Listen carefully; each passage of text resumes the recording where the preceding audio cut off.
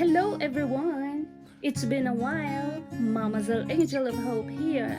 Today, let's do crafting. I'm going to do a simple gift packing. I have a friend who's going to celebrate her birthday.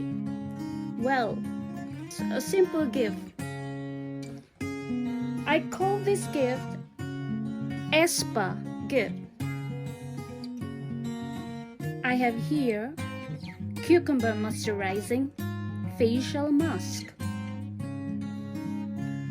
body butter, or you may call it also body cream or body lotion, soap,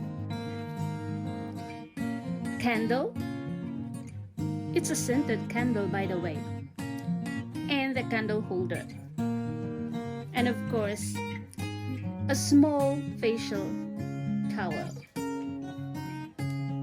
Okay, let's start packing.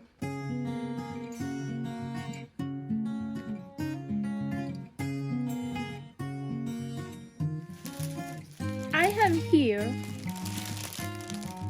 a plastic foil so I could wrap the gifts inside. And of course, a piece of ribbon to tie everything. So, I don't need a box, just only this candle holder.